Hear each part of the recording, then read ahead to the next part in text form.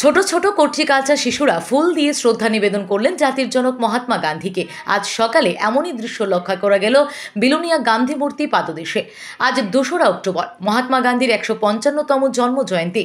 বিলোনিয়া তথ্য সংস্কৃতি দপ্তরের উদ্যোগে পৌর পরিষদের সহযোগিতায় মহকুমা ভিত্তিক জন্ম জয়ন্তী অনুষ্ঠান অনুষ্ঠিত হয় বরজ কলোনি গান্ধী মূর্তি পাদদেশের সামনে। আজ সকাল ৮টা নাগাদ প্রদীপ প্রজ্বলনের মধ্য দিয়ে অনুষ্ঠানের সূচনা করেন অতিথিরা। এরপর রামধনু সঙ্গীতের মধ্য দিয়ে উপস্থিত অতিথিরা একের পর এক গান্ধীজির মূর্তির পাদদেশে ফুল দিয়ে শ্রদ্ধা নিবেদন করেন। পাশাপাশি এলাকার ছোট ছোট কচিকাঁচা শিশুরা সহ অভিভাবকরা জাতির জনক মহাত্মা গান্ধীকে ফুল দিয়ে শ্রদ্ধা জানান। শ্রদ্ধাঞ্জলি শেষে গান্ধীজির জীবন আদর্শ সহ দেশের জন্য আত্মবলিদানের ইতিহাস তুলে ধরেন আলোচনার মধ্য দিয়ে অতিথিরা। এদিনের আয়োজিত গান্ধী জন্ম জয়ন্তী অনুষ্ঠানে উপস্থিত ছিলেন বিলোনিয়া পৌর পরিষদের চেয়ারম্যান নিখিল চন্দ্র গোপ, তথ্য সংস্কৃতি দপ্তরের বরিষ্ঠ আধিকারিক রিপন চাকমা, পৌর পরিষদের কাউন্সিলর অনুপম চক্রবর্তী, বাবুল ভৌমিক, সুশঙ্কর ভৌমিক এবং রীনা দাস। গান্ধী জয়ন্তী এই ২রা অক্টোবর, আজ ২রা অক্টোবর এই দিনটিকে গান্ধী জয়ন্তী হিসাবে মানা হয়।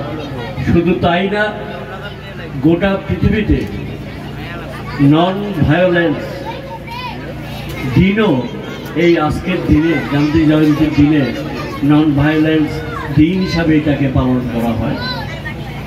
তিনি শুধু যে ভারতবর্ষের জাতির পিতা ছিলেন তা নয়, সারা পৃথিবীতে ওনার আদর্শকে অনুসরণ করার মতো বহু রাষ্ট্রনায়ক রয়েছেন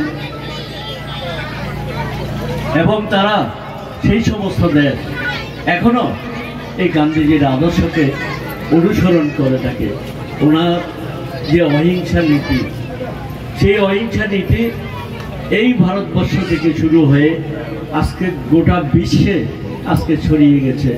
এই গান্ধী অহিংসা নীতির মাধ্যমে আজকে গোটা বিশ্বে।